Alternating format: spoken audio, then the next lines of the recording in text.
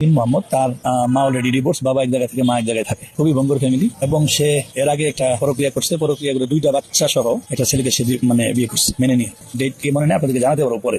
সে ওইটা কি করার পরে কিছুদিন করার পরে ওইটাকে সে ডিভোর্স করছে। ডিভোর্স করে সে আরেকটা বিয়ে করেছে, ওখান থেকে সে ডিভোর্স হয়েছে। এইটা প্রায় 2 বছর যাবত সে আলাদা বাসা নিয়ে থাকে উত্তরায়, এবং এইখানে আলবি 2 দিন একদিন করে রাত্রি যাপন করতো, শুটিং এর কথা বলে বা বিভিন্ন ইয়ে করে। আমি 2000 সন থেকে মিডিয়াতে জড়িত, আমি অভিনয়ের সাথে জড়িত। আমার যারা ফ্রেন্ড সার্কেল আছে, পরিচালকেরা সবাই আমার ফ্রেন্ড, প্রচুর আর্টিস্ট আমার খুব কাছের, তারা সকল তথ্যই দিত আমাকে এই বিষয়ে। এবং একজন কালকে বলেই ফেলেছে যে তোমাকে যে তথ্যগুলো দিয়েছিলাম তোমাদের উচিত ছিল যে আগে থেকে জিডি করা। তো যাই হোক, আমরা জিডি করতে পারি নাই শুধু ইকরার এই দৃঢ় মনোবল মানসিকতার জন্য। সে বলতো আমাদেরকে যে এই তো মিডিয়া এখন কি করবা, এরকম করলে তো হয়, কারণ হয় সেপারেট নয় একসাথে থাকা। সেই একসাথে থাকাটার অনেক চেষ্টা সে করেছে। এবং কালকে পর্যন্ত যেটা হয়েছে, যে পোস্টার উপরে বেশ করে সে আত্মহত্যা করেছে, এটা তো আপনারা মনে হয় দেখেছে। সেটা সে যখন করেছে পোস্টার হয়েছে, তখন সে যেতে চেয়েছিল। যখন সে জেনেছে যে ও নেপালে আছে, তখন সে যেতে চেয়েছে মূলত। ওখানে আমি যাবো, যারা এক্সচেঞ্জ করেছিল সেখানে বলছে যে তোমার বসকে বলো আমি যাবো। পরে যখন মানা করেছে, মানা করার পরে সে আরো ভিডিও করে রাগারাগি করার পরেই মূলত এই ঘটনা ঘটেছে। 2জন অ্যাসিস্ট্যান্ট ছিল, কাজের লোক ছিল, বাচ্চা ছিল। বাচ্চাকে আলাদা বলে নাস্তা দাও, সেই রুমে লক করে দিয়া। পিপির বাবা দিন মোহাম্মদ, তার মা অলরেডি ডিভোর্স, বাবা এক জায়গায় থেকে মা এক জায়গায় থাকে, খুবই ভঙ্গুর ফ্যামিলি।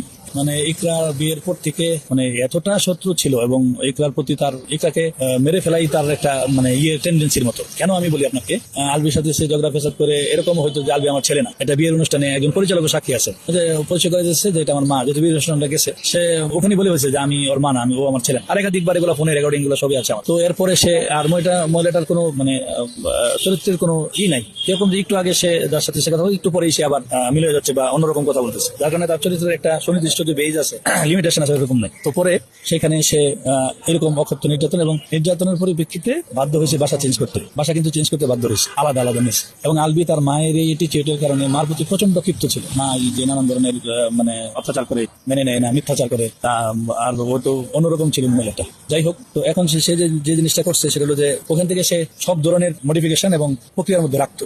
কিভাবে সে বাসা চেঞ্জ করে আসছে, তবুও সে কিন্তু ছাড়ে নাই তার বাসা কাছাকাছি নিচ্ছে। তার কথা হচ্ছে যে তাকে দিতে হবে, শাস্তি দিতে হবে। এই পরিপ্রেক্ষিতে দীর্ঘদিনই তার একটা প্রক্রিয়া এটা, এবং সেই প্রক্রিয়া অনুসারে সে 10:30টার সময় যখন সে আত্মহত্যা করে, নিচে লোক ছিল বাড়িওয়ালারা যে স্টেটমেন্ট দিচ্ছে যে না, আমাদেরকে পরে আইসা তারা 2টা হসপিটালে নিচ্ছে। 10:30টার সময় যদি সে আমাদেরকে বলতো, বা আমাদের কাছাকাছি আমাদের অনেক আত্মীয় স্বজন ছিল, আমার ফ্রেন্ড সার্কেল ছিল, আমার নাম্বার তার সাথে দীর্ঘদিনের, সে বলে যে আমার সাথে তো কারো নাম্বার নাই, মিথ্যাচার করছে, আমার ছোট ভাইকে কল দিচ্ছে। কারণ আমার ছোট ভাই, সেই কারণে আমার ছোট ভাইকে কল দিচ্ছে, আমাকে কল দেন, আমার তো কারো নাম্বার নাই, আপনাকে জানাইলাম। অথচ ফোন করলাম, ফোন করার পরে ভাই ইকরা তো নাই। বিষয়টা এরকম হচ্ছে যে বাসায় না থাকলে যে ধরনের অ্যাটিটিউডটা হয়, কথাবার্তা মানুষের ন্যূনতম একটা মানুষ যে বোঝা যায় যেটা সামাজিক বা মানসিক ওই রকমই কিন্তু বোঝা যায় না তার অ্যাটিটিউড।